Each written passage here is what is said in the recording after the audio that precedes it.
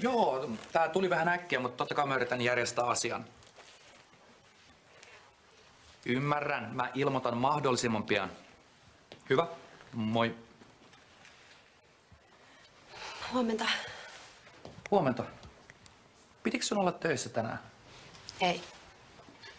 Eli sä tulit tänne sitä varten, että sulla oli ikävä mua, mut hei, didiung. Mä menin naimisiin. No onneksi olkoon. Kiitos. Oliko sulla jotain asiaa? No... Mä tarvitsisin uuden iltakeikan. Pitäisikö mun ymmärtää tää niin, että se edellinen ei ollut ihan täys fiasko? No ei ollut. Ja siitä saa hyvät rahat. Ja... Hei!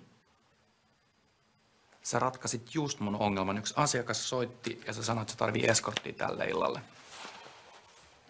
Kävisikö mitenkään huomenna? Mä tavallaan jo sovin menoa. Sä varmaan fiksuna tyttönä ymmärrät, että nämä hommat pyörii täysin asiakkaiden aikataulun ehdoilla. No. Kai mä sit vaan perun sen. Hyvä. Mä käyn hakemaan meille kahvit, niin puhutaan yksityiskohdat läpi.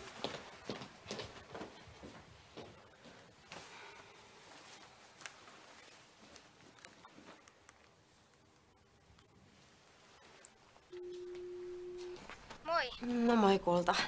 Hei, mä keksin mikä leffa vuokrataan. Tiedätkö, mulle tuli tälle illalle töitä. Hei, pidetään ne lettukestit vaikka joku toinen ilta. Joko? No, sä voisit mennä vaikka Mannalle yöksi. Voisiko se kiva?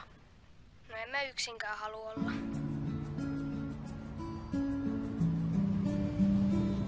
Sun liikekumppanit vaikutti tosi mukavilta. Ne on yleensä aika kuivaa seuraa.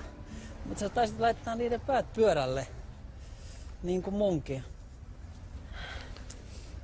Toivon mukaan te pääsitte sopimukseen. No aivan varmasti. Saisinko mä tarjota sulle vielä lasillisen mun hotellihuoneessa? Mä tietenkin maksan lisää. Kiitos tarjouksesta, mutta ei kiitos. Harmi.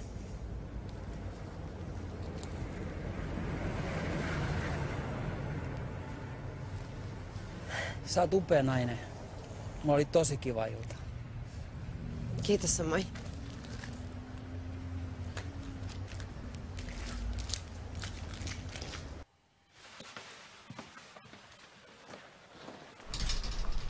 Hei Kaunotar. Seurasit mua. Eikö sä tehnyt mun rajat selviksi? Jos suostun illalliselle, mutta en yhtään mihinkään muuhun.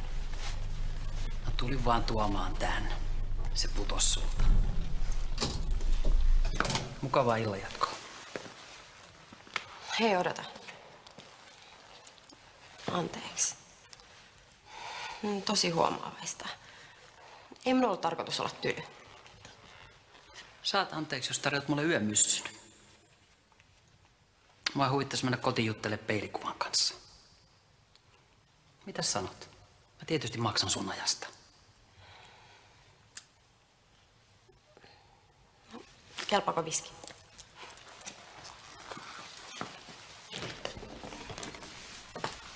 Jumalauta. Mitä sä täällä teet?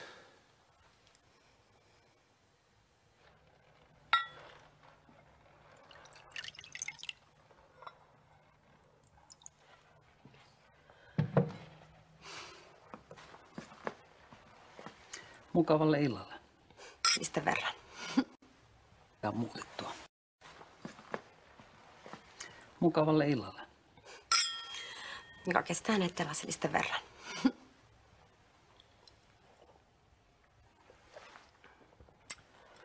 Saisiko sun mieltä mitenkään muutettua? Mä mielelläni viettäisin koko yön sun vieressä.